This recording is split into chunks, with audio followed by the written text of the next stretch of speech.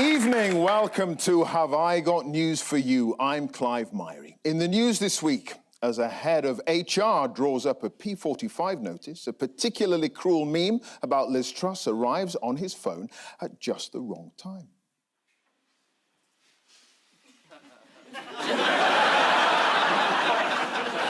After a sharp rise in the cost of ingredients, one customer is furious as all the piri-piri dishes are dropped from his local Nando's.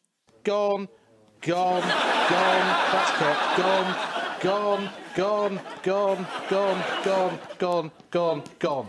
Right? And away from the pressures of government, for the first time in years, Kwasi Kwarteng can finally be himself again.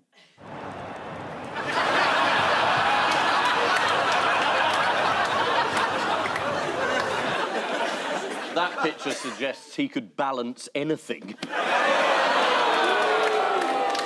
On Ian's team tonight is a journalist for The Spectator who recently appeared on the reality show Make Me Prime Minister. Well, I think over the coming weeks we might all get a turn. Please welcome Katie Balls.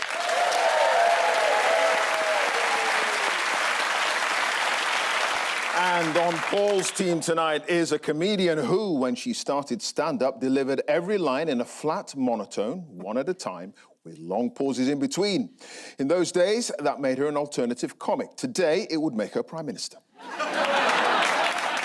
Please welcome Jo Brand.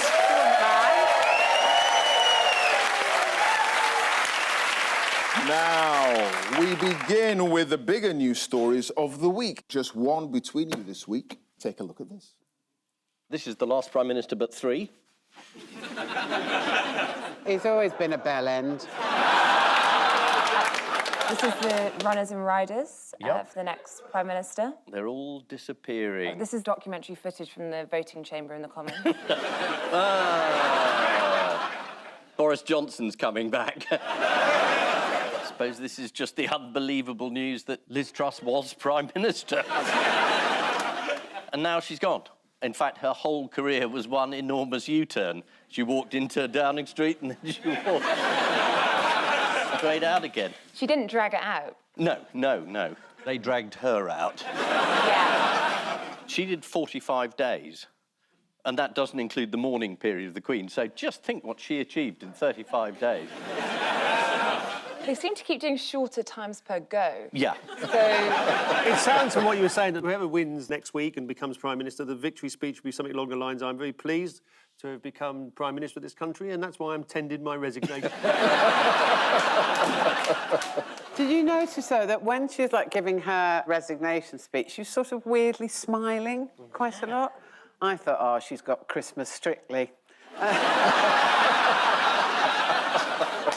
I was watching when she resigned, and the pound actually recovered during her resignation speech. And I thought, if internationally the markets prefer no Prime Minister to you, then it's the end of the game, isn't it? We've had the result of quite a sophisticated political experiment. What do you think that was?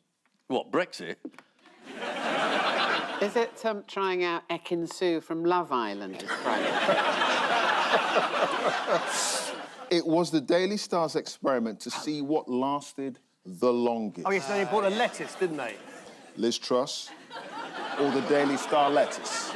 No, sorry, which is which? You're confusing me. We might need to take letters a bit more seriously because I checked today and it's 500 to 1 currently to be the next Prime Minister. Ian, is it time for Boris to make a miraculous return? No, of course it isn't. You imagine the Tory party will have learnt its lesson. Boris needs 100 MPs to back him. You're not seriously going to propose him to come back. That seems to me almost mad enough for them to do it. There's lots of MPs with quite rose-tinted glasses, I think, thinking, oh, you know what, I might have sent a letter to get rid of him, but he didn't hurt my mortgage. Right. So maybe it's worth another shot. Yeah, so having someone who's a liar is better than someone who's a liability. I don't buy it. Katie, I wonder, how can they justify another leadership election? Yeah. Tory MPs looking at the polls, They're not about to vote for a general election. Lots of them like the idea of being opposition for a couple of years, but if you go to a general election, about 19% in the polls, most of them are not going to be in the opposition, they're going to be in the job centre. Yeah. OK, well, here's how ITV's Tom Bradby summed up the shenanigans on Wednesday night. Shenanigans. The Deputy Chief Whip was reported to have left the scene saying, "I'm absolutely effing furious. I just don't effing care anymore," before he resigned, along with the Chief Whip. But we've just been told they have now officially unresigned. The Home Secretary has, however, definitely gone.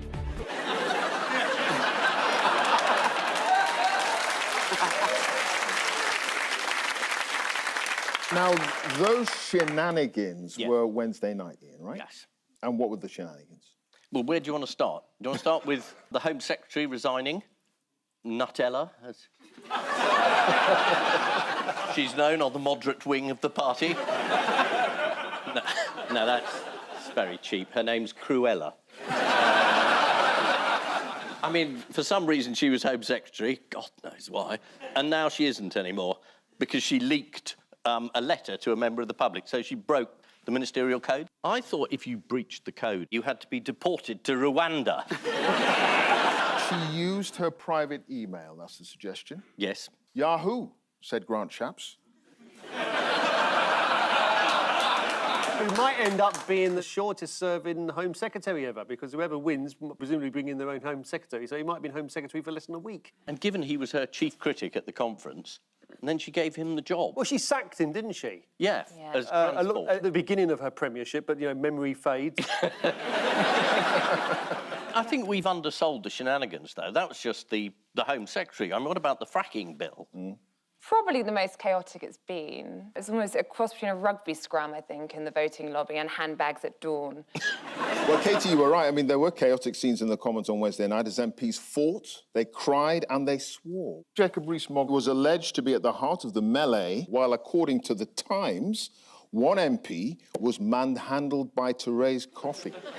She'd just taken someone else's steroids and was feeling jacked. Can you imagine the pleasure, though, of being sandwiched between Therese Coffey and Jacob Rees-Mogg? My sexual fantasy, that is.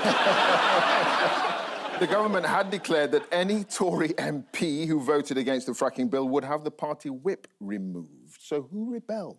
Last time round, they actually promised that they wouldn't do fracking, so it's not quite clear which mandate this is. Is this the Tory election mandate or Liz Truss's fantasy mandate that got the pensioners in Bournemouth so excited at cocoa time? Yeah, if you voted with the government, you were going against a government manifesto commitment. Right. If that helps simplify things. Totally clears it. Well, some big names did abstain.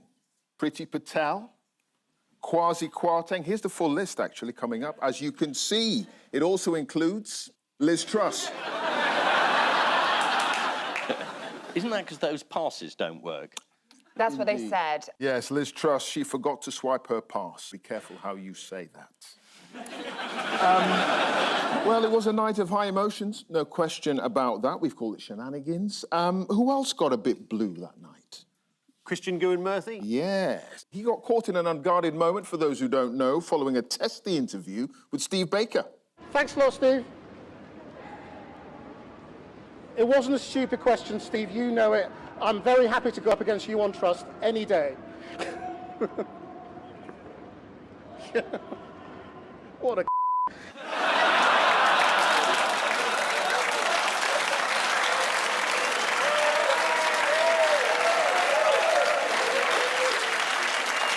Why were we looking at a policeman as we were hearing that? It looked like the policeman was a particularly skilled ventriloquist. What was the word that was bleeped out? Yeah. Conservative. Yeah, that was it. It began with a C. Cabbage, was Yes, it? Something yes. like that, yeah. Conservative, unionist, national treasure.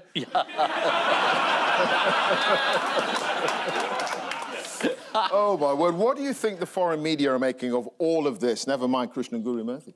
They're having a laughing, aren't they? Apparently, we used to have quite a good reputation in the world for stability. And so I understand that's now gone. Well, we can find out what they think. Let's find out. British media suggest that Prime Minister Liz Truss's cabinet can collapse shortly. Her position is so clearly on an edge. It sparked this question: can Liz Truss outlast the 10-day shelf life of a lettuce? À toute heure du jour et de la nuit désormais, avec une question: est-ce que Liz Truss peut durer plus qu'une laitue? Woraufhin dann der stellvertretende Fraktionschef das Parlament mit den Worten verließ: I'm fucking furious and I don't fucking care anymore.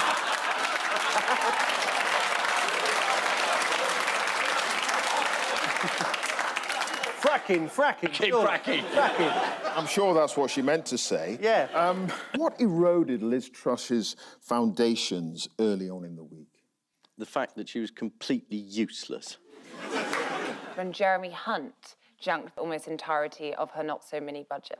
Indeed. Who else is rumoured to be in line for the role of Chancellor? I thought they were sticking to Hunt. Some people say he's a bit too old for the job, that he's an antique hunt. Some people were saying Sajid Javid might be picked as Chancellor, but then Downing Street appeared to take quite a strong view on that rumour. Quite a strong Who view. is Downing Street? At this point, no one. According to a government source, when someone mentioned him as a possible replacement for Kwasi Kwarteng, the Prime Minister laughed out loud at the suggestion. The source added, she has sat in the cabinet with Javid for 10 years and she knows who is good and who is shit. And now so does everyone else. Here's the Saj being surprised at a Pelican Crossing near Parliament this week. Do you think that Liz Truss looks safer now, or... It's very nice to see you. Jeremy Hunt looked very prime ministerial behind that desk this morning, didn't he? Lovely to see you. What we heard from Jeremy Hunt earlier on sounded very much like Rishi Sunak. They are, thankfully. What have you done to them? All right, see you later. He was waiting to cross. So obeying the rules, he'll never be Prime Minister.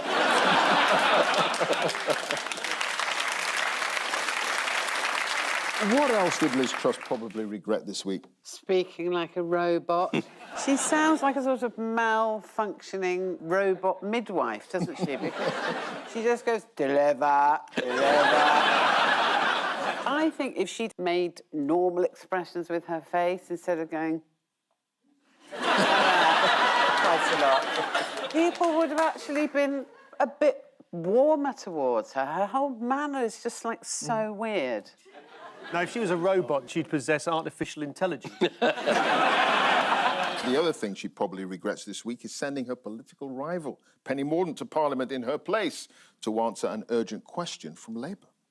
Mr. Speaker, with apologies to the Leader of the Opposition and the House, the PM is detained on urgent business.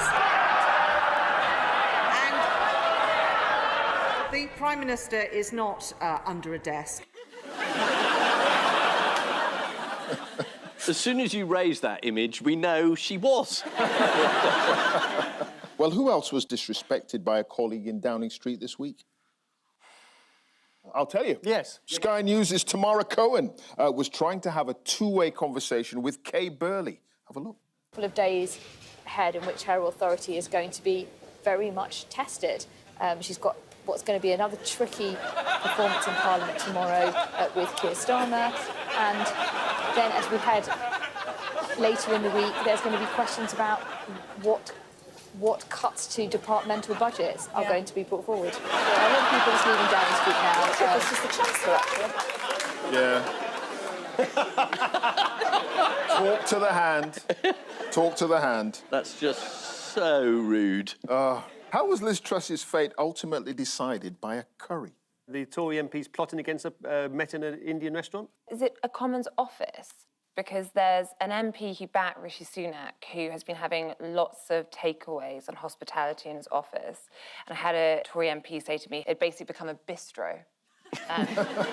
And that was where there was a big curry to talk about the future. Yeah. The anti-Truss MPs apparently discussed a plot to oust her this week over a curry, leading the Sun to label them the Balti Bandits and refer to it as the Poppadom Plot, which would explain this headline: Man finds Boris Johnson in his chicken korma. Here it is.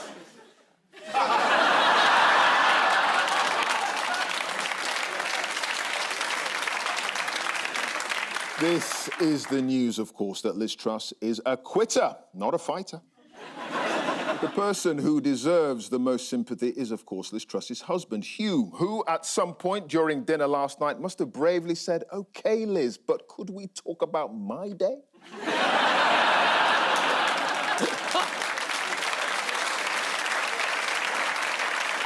After the fracking vote, there were reports that one Tory MP was roughed up outside the division lobbies. I imagine he ended up with his eyes to the right and his nose to the left.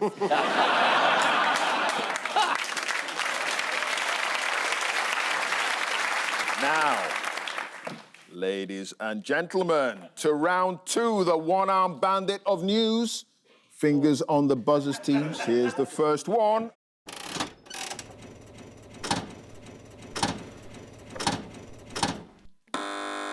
Is it about the protesters on Dartford Bridge this week? Yes, he was blocked by a pair of Just Stop Oil protesters who scaled the suspension bridge. Here they are. Now, some commuters tried to encourage them to come down by firing fireworks at them. And despite that, they remained up there for 37 hours. And coming down asked, who's won, Liz or the lettuce?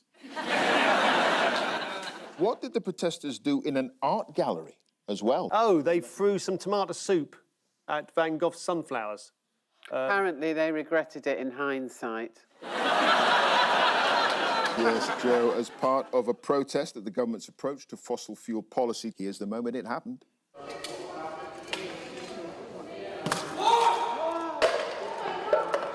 Shocking, absolutely shocking. Have you seen how much soup costs these days? Afterwards, they glued themselves to the gallery wall before being removed by specialists who came armed with anti-adhesive and some croutons. What other protest was in the news this week? Oh, well, there was a Hong Kong dissident who was protesting outside the Chinese consulate in Manchester and quite rightly was taken inside and beaten up. I mean, really, you can't have people protesting about dictatorial regimes in Britain. I don't know what they were thinking of. I think we should get the Red Army in to basically patrol the streets. And anyone who doesn't agree with the government should literally be killed. Do you want to be Home Secretary? I do. One of the men involved is one of China's most senior UK diplomats. He's Consul General Zheng Xiwan, who told Sky News that it was his duty to rip hair from the scalp of the protester. Now, here's one of his victims. Finally, would you like to see an energy-saving tip that went viral this week? Yeah. Not really. No. You're going to get it anyway. This is from TikTok. Here it is. To save money, instead of boiling the kettle to make a cup of tea, after I do the ironing, I like to use the water from the iron to fill the cup up. And then I pop it in the microwave for 15 seconds. It's also a great way to recycle the water from the iron. You telling me some bloke's doing the ironing? I don't believe it.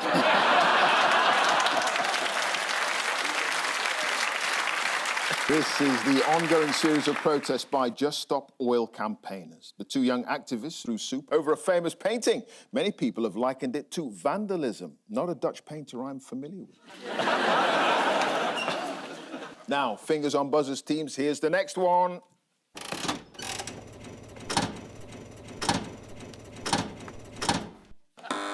Oh, this is dogs can sense our mood. They can smell incompetence. They must have been barking their heads off for the last 24 hours.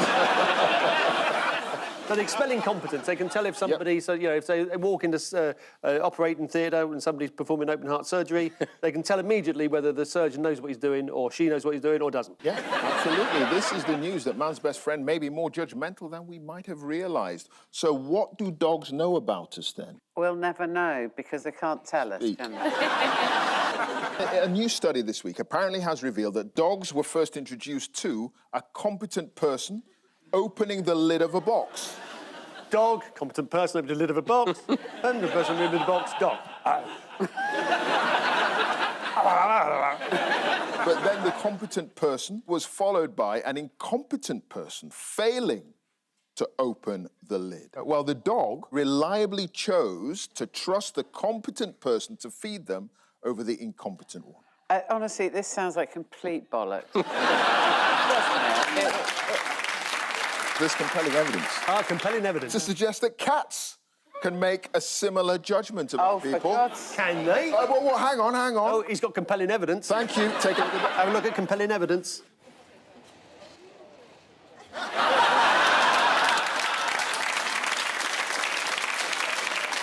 Not all dogs are equally able to sniff out incompetence, though. Which dogs do you think are actually better? Border Collies, Alsatians, Labradors. Female dogs strongly prefer competent people, compared to male dogs who, even when they detected someone was incompetent, didn't really care.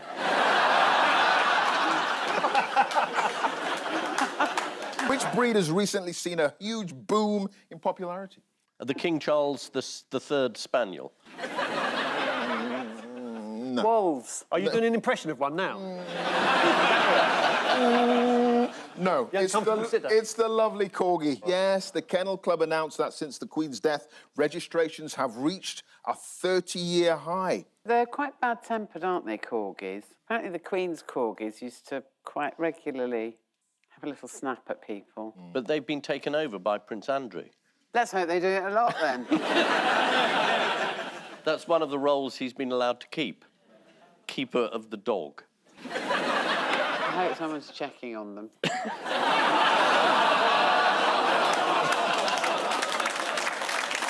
Yeah, we don't want a grooming scandal, do we?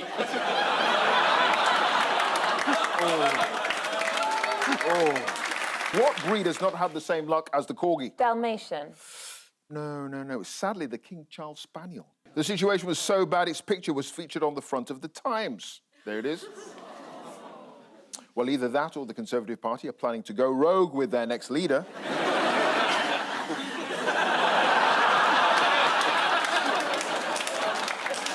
The number of King Charles Spaniels is declining. This is despite their popularity this week at the Discovered Dog Show, where, according to the Times, visitors were enchanted as one King Charles Spaniel looked out over the side of his pen, probably thinking, this stinking pen.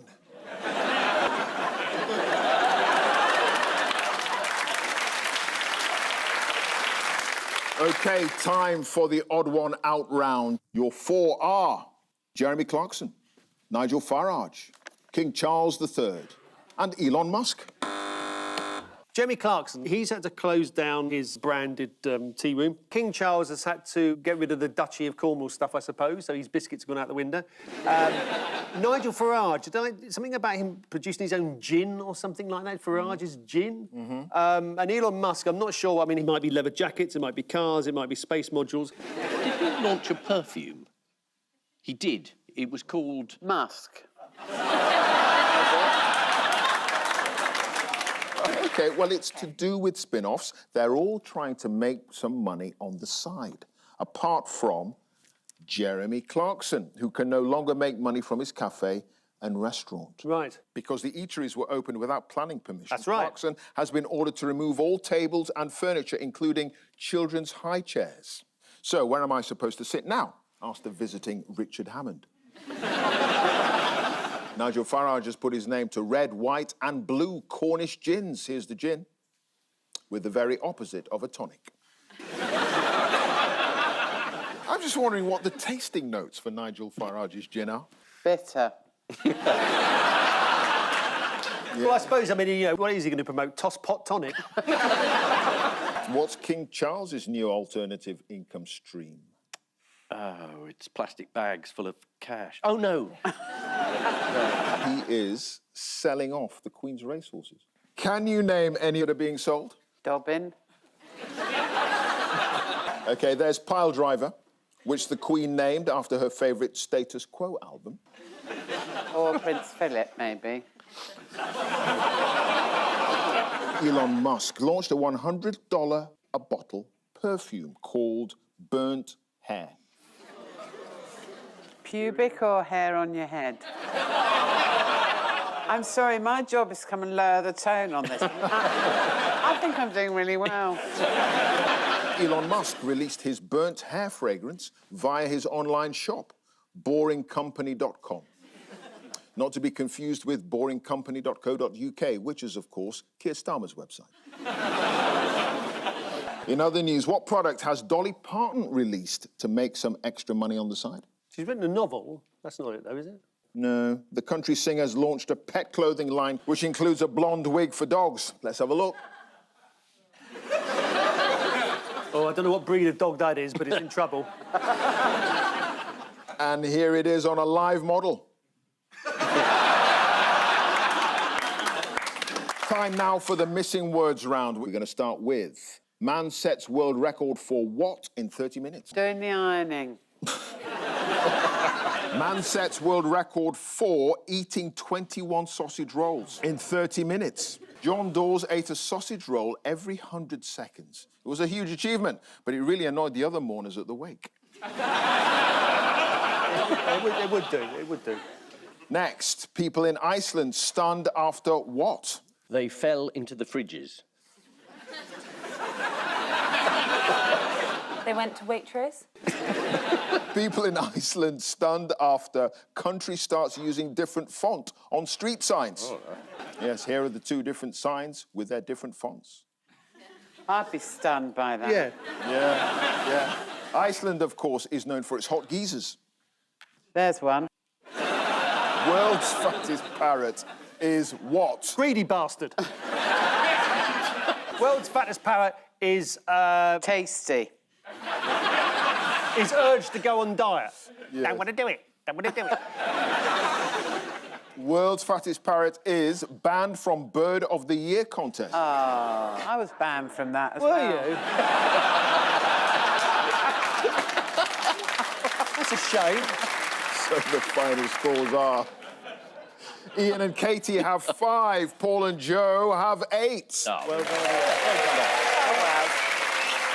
On which note, we say thank you to our panellists, Ian Hislop and Katie Balls, Paul Merton and Joe Brand. And I leave you with news that in London, it's clear just how desperate Downing Street were after evidence emerges of Number 10 attempting to bring back George Osborne.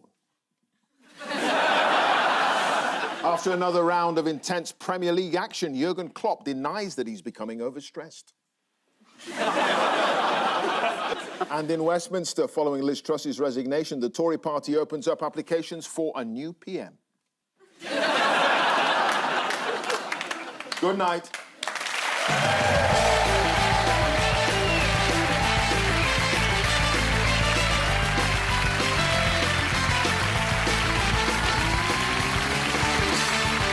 Presenting a history of civilization as only she knows how. Press red to watch Cunk on Earth now on BBC iPlayer.